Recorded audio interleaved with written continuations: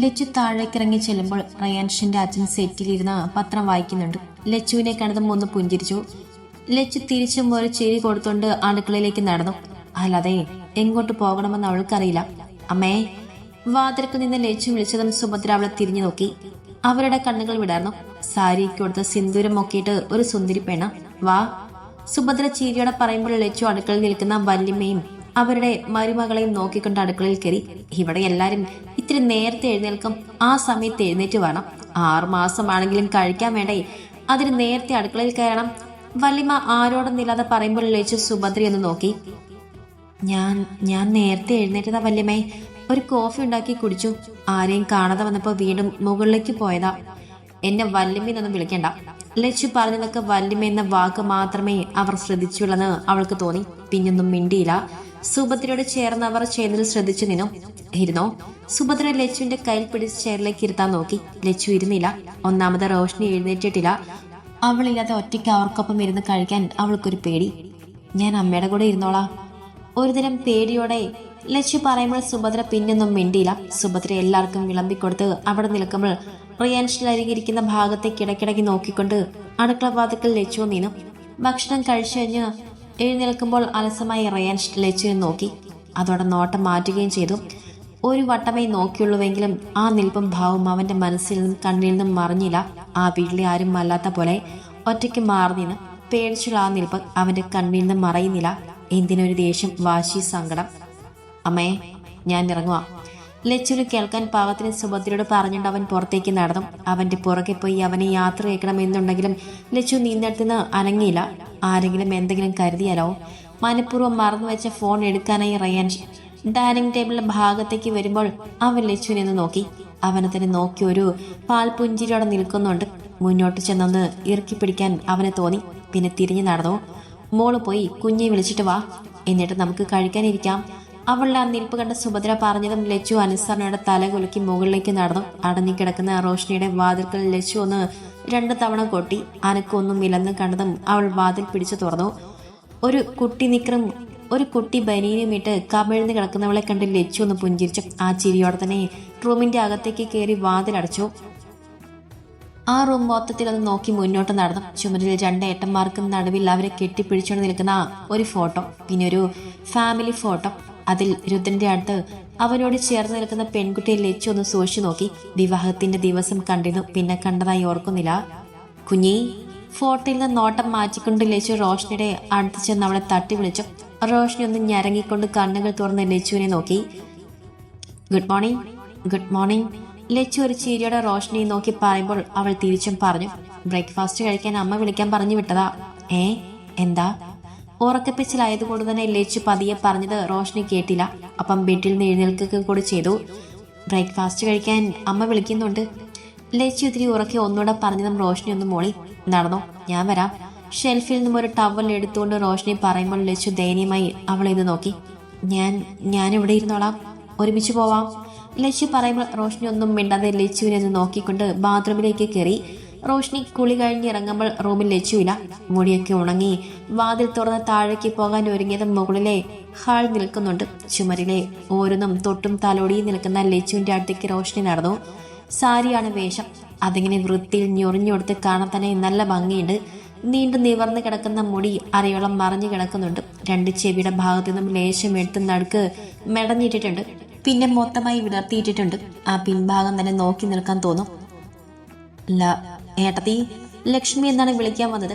മനസ്സിൽ ഏട്ടന്റെ മുഖം തെളിഞ്ഞതുകൊണ്ടാവാം ആ വീടിൽ ഏട്ടത്തി കടന്നു വന്നത്. ലച്ചു ഒരു ചെറു ചീരോടെ തിരിഞ്ഞു നോക്കി. പോകാം, റോഷ്നി ചോദിക്കുമ്പോൾ ലച്ചു തല കുലുക്കി കാണിച്ചു കൊടുത്തു. ശേഷം താഴേക്ക് നടന്നു. ഡൈനിങ് ടേബിളിലെ ഹാളിലേക്ക് ചെല്ലുമ്പോൾ എല്ലാവരും രണ്ടാമത് ഭക്ഷണം കഴിക്കാൻ ഇരുന്നിട്ടുണ്ട്. റോഷ്നി ഇരുന്നതും അവളുടെ തൊട്ടടുത്ത ചെയർ ലച്ചുവുമായിരുന്നു. റോഷ്നി തല ചിരിച്ചുകൊണ്ട് ലച്ചുവിനെ ഒന്ന് നോക്കി. ഇത്തിരി പേടിയോടെയാണ് ചുറ്റുമുള്ളവരെ നോക്കിയിരിക്കുന്നത്. അത് കണ്ടപ്പോൾ റോഷ്നിക്ക് പാവം തോന്നി. ഇതെന്തായിരിക്കും ഇങ്ങനെ? അങ്ങനെയാണ് റോഷ്നി ചിന്തിച്ചത്. അടുക്കളയിൽ ഒന്നും ഉണ്ടാക്കാൻ സഹായിക്കാത്തവരെയൊന്നും നാളെ മുതൽ ഇവിടെ കഴിക്കാൻ പറ്റില്ല. രാഗിണിയാണ് അങ്ങനെ പറഞ്ഞത്. ലച്ചുവിനോടാണ് അവരത് പറഞ്ഞത്. അവിടെ ഇരിക്കുന്ന എല്ലാവർക്കും മനസ്സിലായതാണ്. എന്നാൽ മുന്നിലുള്ള പ്ലേറ്റ് മുന്നിൽ നിന്ന് നീക്കിക്കൊണ്ട് റോഷ്നി ചെയറിൽ നിന്നും എഴുന്നേറ്റു.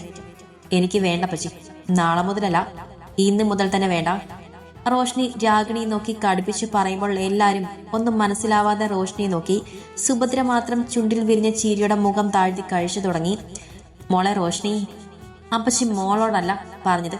നാണവും മാനവും ഇല്ലാതെ കുറച്ച് ദിവസം നമ്മുടെ വീട്ടിൽ നിൽക്കാൻ വന്നവരോടാ പറഞ്ഞത്.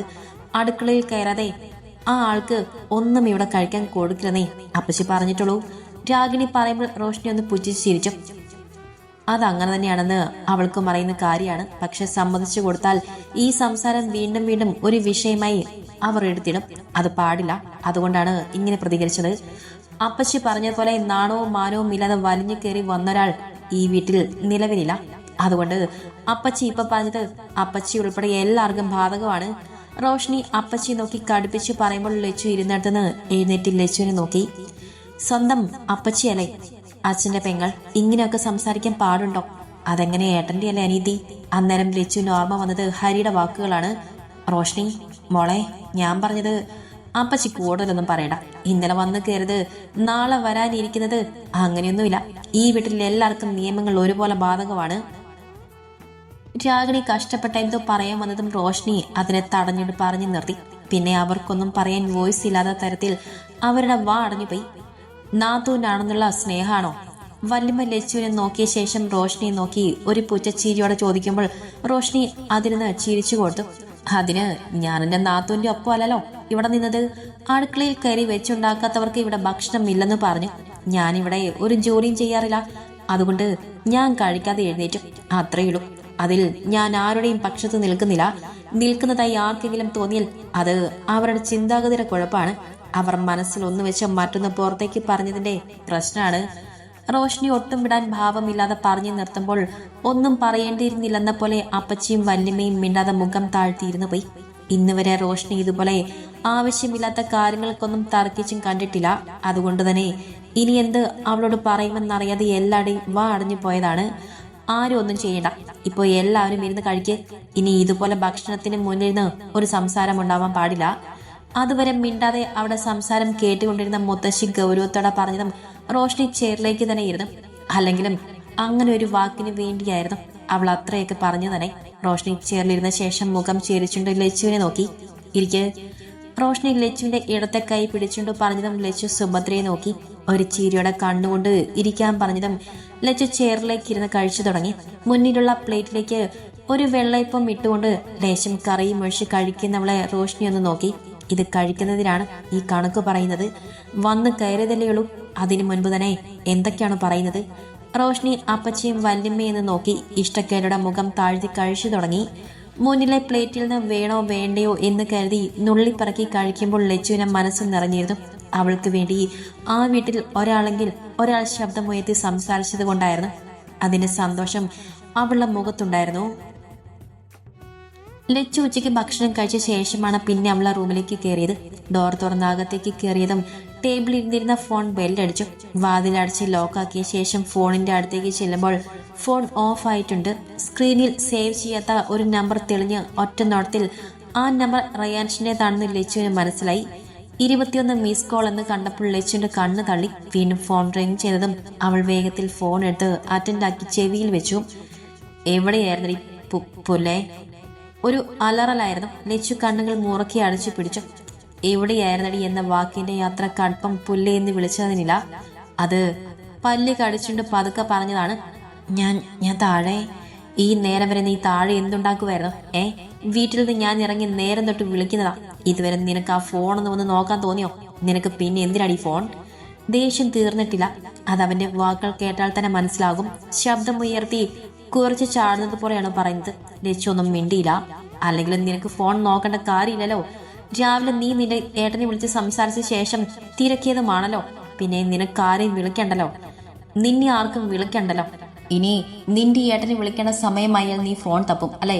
റയാൻഷ് ദേഷ്യത്തിൽ ചോദിക്കുമ്പോൾ ലച്ചു ഒന്നും മിണ്ടാതെ ദീർഘമായി എന്ന് നിശ്വസിച്ചു. അല്ലാതെ എന്താണ് അതിനൊക്കെ അവനോട് പറയാ? ഇങ്ങനെ ഒരു വിളി പ്രതീക്ഷിക്കാത്തത് കൊണ്ട് ഫോണിനെ കുറിച്ചും ചിന്തിച്ചില്ല. കുറച്ചു നേരത്തിന് റയാൻഷിന്റെ ശബ്ദമൊന്നും കേട്ടില്ല. ലച്ചു ഫോൺ ചെവിയിൽ നിന്നും എടുത്ത് അതിലേക്ക് നോക്കി. കട്ടാക്കി പോയിട്ടൊന്നുമില്ല, എന്നാലും ശബ്ദമൊന്നും കേൾക്കുന്നുമില്ല. മിണ്ടാതെ ഇരിക്കുകയെന്ന് മനസ്സിലായി. ശ്രീ, റയാൻഷ് വിളിച്ചു. ലച്ചു കണ്ണുകൾ അടച്ചു. അങ്ങനെ വിളിക്കുന്നത് കേൾക്കുമ്പോൾ എന്തോ വല്ലാത്തൊരു പരവേശമാണ്. ശ്രീലക്ഷ്മി എന്നും ലക്ഷ്മി എന്നും ഒക്കെ വിളിക്കുമ്പോൾ ഇല്ലാത്തൊരു പരവേശം. റയാൻഷ് കണ്ണുകൾ അടച്ച് അവന്റെ ചേറിലേക്ക് ചാരി നേരെയിരുന്നു. വീട്ടിൽ നിന്നിറങ്ങി ഓഫീസിലെത്തിയത് മുതൽ അവളുടെ ഫോണിലേക്ക് അവൻ ട്രൈ ചെയ്യുന്നുണ്ട്. ഒറ്റയ്ക്ക് ആ ഒറ്റപ്പെട്ടതുപോലുള്ള നിൽപ്പ് കണ്ട് ഇറങ്ങി വന്നിട്ട് സമാധാനമില്ലാതെ വിളിച്ചു തുടങ്ങിയതാണ്. ശ്രീ. വീണ്ടും അവന്റെ ശബ്ദം. ഈ പ്രാവശ്യം ആ വിളിക്ക് മോളാതിരിക്കാൻ ലച്ചുവിനായില്ല എന്നതാണ് സത്യം. ദേഷ്യമോ ഗൗരവമോ ഒന്നും ആ വിളിക്കുണ്ടായിരുന്നില്ല. ഭക്ഷണം കഴിച്ചോ? മോളല്ലേ ശ്രീ? മൂളുമ്പോ എന്തോ പോലെ. ഒരു ചെറു ചീരയുടെ റയാൻഷ് പറയുമ്പോൾ ലച്ചുവിന്റെ പുരികൻ ചുളിഞ്ഞു. മൂളുമ്പോൾ എന്തുപോലെ? റയാൻഷിന്റെ മനസ്സിൽ അന്നേരം അവന്റെ ചുണ്ടുകൾ കൊണ്ട് ചുംബിച്ചു തളർത്തുമ്പോൾ മൂളിക്കൊണ്ട് പ്രതികരിക്കാൻ നോക്കിയവളുടെ മുഖമായിരുന്നു. അതാണ് അവൻ അങ്ങനെ പറഞ്ഞത്. പക്ഷെ ലച്ചുവിന് മനസ്സിലായില്ല. രാവിലെ ബ്രേക്ക്ഫാസ്റ്റ് കഴിച്ചോ? അത് ചോദിക്കുമ്പോൾ അവന്റെ മനസ്സിൽ രാവിലെ അവളെ കണ്ട ആ നിൽപ്പായിരുന്നു. വാതിൽപ്പടിയിൽ ചാരി നിഷ്കളങ്കതയുടെ പാവ പോലെ അവനെ നോക്കിന ആ നിൽപ്പ്. കഴിച്ചു. കുഞ്ഞി എഴുന്നേറ്റ് അവളുടെ കൂടെ ഇരുന്നു. മൂളാൻ വന്നത് മൂളാതെ അവൾ കാര്യം പറഞ്ഞു. ഇനി മൂളുന്നത് കേട്ട് അവനൊന്നും തോന്നണ്ട. എന്താണ് ഏതാണെന്നൊന്നും അറിയില്ല. ഇനി മോളുണ്ടെന്നവൾ മനസ്സിൽ കണക്ക് കൂട്ടി. കുഞ്ഞിയുടെ കൂടെ എന്നും വല്ലാതെ നടക്കണ്ട. നിന്റെ ഏടന് അതൊന്നും പിടിച്ചെന്ന് വരില്ല. റയാൻഷ് ഒരു ആക്കളോടെ പറയുമ്പോൾ ലച്ചുവിന്റെ മുഖം വാടി. ആ വീട്ടിൽ അവൾക്ക് വേണ്ടി ആകെ ശബ്ദമുയർത്തത് അവളാണ്. അവളെക്കുറിച്ച് ഹരിയുടെ ഉള്ളിൽ അങ്ങനെ ഒരു സംശയമുള്ളത് അവൾക്ക് സഹിക്കാൻ കഴിയുന്നില്ല. ഇപ്പതേ രാവിലെ കേട്ടതൊക്കെ മനസ്സിൽ വെച്ച് കുത്തി പറയുന്നത് കേൾക്കുന്നുണ്ടോ ശ്രീ? ഉണ്ട്. എന്നിട്ടെന്താ ഒന്നും മിണ്ടാത്തത്? ഒന്നുമില്ല. ലച്ചുവിന്റെ ഒന്നുമില്ലെന്ന മറുപടിക്ക് അവൻ അമർത്തിന്ന് മൂളിക്കൊടുത്തു. എന്നാ ശരി, ഞാൻ കഴിച്ചിട്ടില്ല. ഭക്ഷണമൊക്കെ കഴിച്ചു തരേ. കുറച്ചു നേരം കിടന്നുറങ്ങിക്കോ. കിച്ചുവേട്ടാ. കട്ടാക്കാൻ നിന്നവൻ ഒരു നിമിഷം മൗനം പാലിച്ചു. ആരുടെ ചെവിയിൽ പതിപ്പിച്ചുകൊണ്ട്. കഴിച്ചോ? ഇല്ല, കഴിക്കാൻ പോകുന്നതേ ഉള്ളൂ. വൈകിട്ട് കാണാം കേട്ടോ. വെച്ചോ. ലച്ചുവിന്റെ ചോദ്യത്തിന് ആർദ്രമായ ശബ്ദത്തിൽ മറുപടി പറഞ്ഞു. ലച്ചു ഒന്ന് മൂടിയ ശേഷം ഫോൺ വെച്ചു. കട്ടായ ഫോൺ ചെവിയിൽ നിന്ന് മാറ്റി നെഞ്ചിൽ വെച്ച് കുറച്ചു നേരം ലച്ചു ആ നിൽപ്പ് അങ്ങനെ നിന്നു. പിന്നെ ഫോൺ ഓണാക്കി സേവ് ചെയ്യാത്ത നമ്പർ കിച്ചുവേട്ടൻ എന്ന് സേവ് ചെയ്ത് ടേബിൾ തന്നെ വെച്ചു. ബാത്റൂമിൽ പോയി വന്ന് ടേബിളിൽ വെച്ചു. തിരിഞ്ഞും മറിഞ്ഞും കിടന്നു. ഉച്ചയ്ക്ക് ഉറങ്ങി ശീലമില്ലാത്തത് കൊണ്ടാവാം 1-2 മണിക്കൂർ ആ കിടപ്പ് ചെരിഞ്ഞും മലർന്നും ഓരോന്നും ആലോചിച്ച് കിടന്ന ശേഷം അവൾ ഉറക്കത്തിലേക്ക് വീണു. വൈകുന്നേരം റയാൻഷ് കാർ നിർത്തി അകത്തേക്ക് കയറുമ്പോൾ സിറ്റൗട്ടിൽ തന്നെ വല്യമ്മയും അപ്പച്ചിയും ഇരുന്ന് ചായ കുടിക്കുന്നുണ്ട്. രണ്ടുപേരും എന്നെ സ്വഭാവം കൊണ്ട് ചേരും. അതുകൊണ്ടാവും എപ്പോഴും ഒപ്പം. അലൻ എവിടെ അപ്പച്ചി? എന്ന് കണ്ടില്ലല്ലോ. കയ്യിൽ കറക്കിക്കൊണ്ടിരുന്ന കാറിന്റെ കീ പോക്കറ്റിലേക്ക് ഇട്ടുകൊണ്ട് അവർ രാഗിണിയെ നോക്കി ചോദിച്ചു. എപ്പോഴോ അവരുടെ മുഖത്തേക്ക് നോക്കി പറഞ്ഞത് മറക്കാൻ വേണ്ടിയിട്ടാണ്. അലന് വൈകിച്ചു. പനിയാണ്, ഇന്ന് എഴുന്നേറ്റിട്ടില്ല. കിച്ചുവിനെ നോക്കി രാഗിണി പറയുമ്പോൾ അലൻ അലസമായി ഇന്ന് മൂളിക്കൊണ്ട് അകത്തേക്ക് കയറി. അവൻ ആ പെണ്ണിനോട് എന്തോ ഒരു ഇഷ്ടമുണ്ട്. അല്ലെങ്കിൽ അവൻ ഓഫീസിൽ നിന്ന് ഇത്ര നേരത്തെ വരാറുണ്ടോ? ഇല്ലല്ലോ. അവൻ ആ പെണ്ണിനെ ഇഷ്ടപ്പെട്ടാലും കുറ്റമൊന്നും പറയാൻ പറ്റില്ല. സുഭദ്രയ്ക്കോ ശിവേട്ടനോ ഒന്നും ഈ ബന്ധത്തിൽ താല്പര്യക്കുറവില്ല. രുദ്രനും റോഷനിക്കും ഒക്കെ അങ്ങനെ തന്നെ. പിന്നെ ഒന്നുടക്കി നിൽക്കുന്നത് അച്ഛനും ഏട്ടനും ഒക്കെയാണ്. അതുകൊണ്ടാവാം അവനെന്ന് പിന്നിലേക്ക് നിൽക്കുന്നത്. ആ പെണ്ണിന്റെ അച്ഛനോടുള്ള ദേഷ്യമാണ് ഇവർക്കൊക്കെ. കുറെ കഴിഞ്ഞാൽ ഇടയ്ക്കൊക്കെ അതൊക്കെ മാറുമായിരിക്കും അല്ലെ? 6 മാസം വരെ സമയമുണ്ടല്ലോ. അതിനിടയിൽ എല്ലാം മാറി മറിയുമെന്ന് മനസ്സ് മറയുന്നു. രണ്ടുപേരും കൂടെ പരസ്പരം എന്ന് പറയുമ്പോൾ 6 മാസം കഴിഞ്ഞ് നടക്കാനിരിക്കുന്ന ഓരോന്നൊക്കെ വെറുതെ അവർ മനസ്സിൽ കണ്ടുകൊണ്ടിരുന്നു. റയാൻഷ് അകത്തേക്ക് നടക്കുമ്പോൾ റോഷനി ടിവിക്ക് മുന്നിൽ ഇരിക്കുന്നുണ്ട്. സുഭദ്ര ടിവിയിൽ നോക്കിയിരുന്ന് ചായ കുടിക്കുന്നുണ്ട്. റയാൻഷ് ചുറ്റുമൊന്ന് കണ്ണോടിച്ചു. മോൾ ഉച്ചയ്ക്ക് കഴിച്ചഴിഞ്ഞ് റൂമിൽ പോയതാ. ഉറക്കത്തിലാണെന്ന് തോന്നും. താഴേക്ക് വന്നിട്ടില്ല. സുഭദ്ര പറയുമ്പോൾ റയാൻഷ് ഒന്നും മിണ്ടാതെ മുകളിലേക്ക് നടന്നു. നിനക്ക് ചായ വേണ്ടേ? വേണ്ട. എന്നും ചായ കുടിച്ച മുകളിലേക്ക് പോകുന്നവരാണ്. അന്ന് ആ പതിവ് തെറ്റി. അല്ല, അന്ന് മുതൽ ആ പതിവ് തെറ്റി തുടങ്ങുകയായിരുന്നു. അവൻ്റെ ഉള്ളിൽ അവന് സ്ത്രീയെ ഒന്ന് കണ്ടാൽ മതിയെന്ന് മാത്രമായിരുന്നു. അടഞ്ഞു കിടക്കുന്ന വാതിൽ തുറക്കാൻ നോക്കി. നടക്കുന്നില്ല. ഉള്ളിൽ നിന്ന് ലോക്കാണെന്ന് മനസ്സിലായതും അവൻ ആ ഡോറിൽ തട്ടി. ആ ഡോർ തുറക്കാൻ വേണ്ടി ഇതുവരെ ജീവിതത്തിൽ അറിയാത്ത ആകാംക്ഷയോടെ അവൻ കാത്തു നിന്നു.